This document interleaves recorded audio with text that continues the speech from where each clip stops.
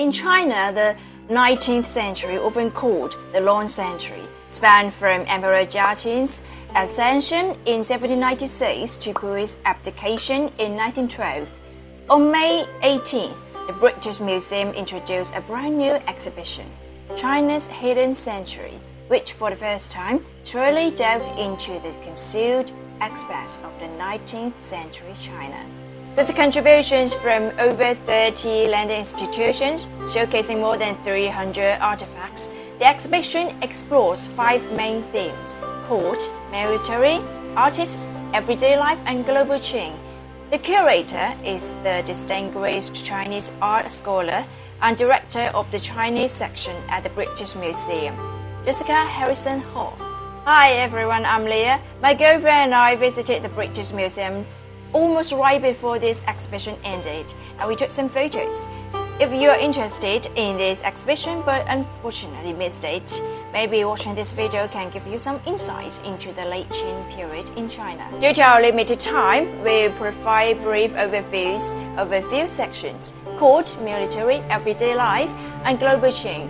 You can refer to the British Museum's app for more detailed descriptions of the exhibits, so I won't go into too much detail here. Instead, we'll focus on presenting this exhibition from a Chinese perspective. The woman on the cover is wearing jade earrings, a dark blue jacket with gold embroidery on the collar, and she's gazing attentively beyond the frame. Though she's no longer with us, you can tell from the portrait that she must have been a shrewd woman, with sharp eyes and dignified demeanor. This is a portrait of an ancestor from Guangxi, created in the late 19th century. The person in the painting is Mrs. Li, the wife of Lu Xifu. She came from a prestigious family, had a harmonious household, and lived a long life, which was fortunate given the turbulent times. Nonetheless, we can only glean a few sparse details about her life from accompanying inscription. In the past, similar portraits were hung in the ancestral halls after the subject's passing. Her facial features, clothing, and posture are so lifelike, clearly influenced by the emerging art of photography. The reason this portrait was chosen for this exhibition poster, according to curator Jessica Harrison Hall, is that it best reflects the focus of this exhibition: the innovation and resilience of different people in 19th century China. This image is a portrait of a Pekingese dog named Luti, painted in 1861. It belongs to the Royal Collection Trust. In 1838, Lin Zexu wrote a letter to the Queen of England describing how the British opium trade had a devastating impact on the elite in China, leading them into addiction. He earnestly implored the Queen to restrain the opium traffickers. In June 1839, Lin Zexu ordered the public destruction of opium at Woman Beach. In response, the British dispatched a fleet, and thus began the First Opium War. The 2 Opium Wars in 1840 and 1856 marked the first direct military confrontations between ancient China, with its rich history and civilization, and the emerging industrialized Western powers. The forces of the Qing dynasty fought with 11th century-like armor and weapons against the modern firearms of 19th century British forces. The outcome was clear. The old summer palace was looted, Hong Kong was ceded, and China fell into a semi-colonial, semi-feudal state. This photo showcases an informal palace robe from the collection of the Metropolitan Museum of Art in New York.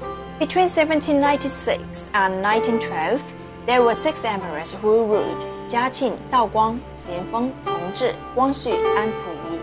Empress Dowager Cixi acted as regent for nearly half a century. As the Manchu royal family absorbed Han culture and photography technology was introduced, the aesthetic and image of palace figures underwent significant changes. In the exhibition, there's a bright red lucky butterfly pattern transcend from the Metropolitan Museum of Art in New York. adorned with golden longevity characters and plum blossom borders, symbolizing positive meanings and anticipation for spring. This period saw various uprisings, including the White Lotus Rebellion, the Taiping Rebellion, the Boxer Rebellion, as well as conflicts brought by Western powers such as the Opium Wars, the Sino-French War, and the First Sino-Japanese War. Late Qing China experienced frequent warfare and social turbulence. Due to the devastation of war, many people left their hometowns, leading to broader tensions and resource conflicts. Eventually, the 1911 revolution overthrew the decaying Qing dynasty. By the 1850s, China's population had reached 450 million, but the average life expectancy was only 40 years. To escape the conflicts, many people moved to cities. International metropolises like Shanghai emerged, and wealth disparities began to widen. During this time, women were often excluded from historical records unless they gained fame through their husbands or sons. However, the surviving objects help us reimagine these women and the world they lived in. The exhibition displays paintings, prints, clothing, furniture, and more as evidence of their lives. One headpiece features the popular late Qing craft of dotted kingfisher feather inlays, adorned with pearls, gemstones, and kingfisher feathers. In 19th century China, wealthy Han families had this common yet pretty brutal tradition called food binding. What they do is have mothers and other women in the household tightly wrap strips of cloth around young girls' feet. This caused their toes to curl under, making little stumps about 10 centimeters long. It sounds awful, and it was. It caused intense pain and permanent damages. But believe it or not, they thought it made women more attractive, which supposedly helped them land better marriages.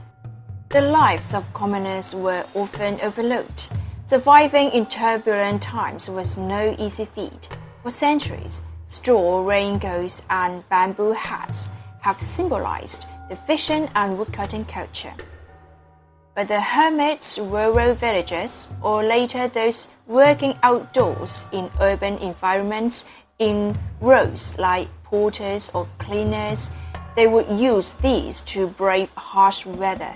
The raincoat is typically crafted by folding layers of straw or leaves, then stitched together with straw threads. The materials for making raincoats depended on local plants. In the south, people often used palm leaves or coconut fibers instead of straw or reeds. The Qing government implemented a policy of isolation, only opening up Guangzhou as a trading port. Local crafts in Guangzhou also displayed an early fusion of Chinese and foreign styles. But with the signing of the Treaty of Nanjing in 1842, 5 more ports were opened for trade. The industrialization process brought about modern technology and transportation changes, completely altering people's lives.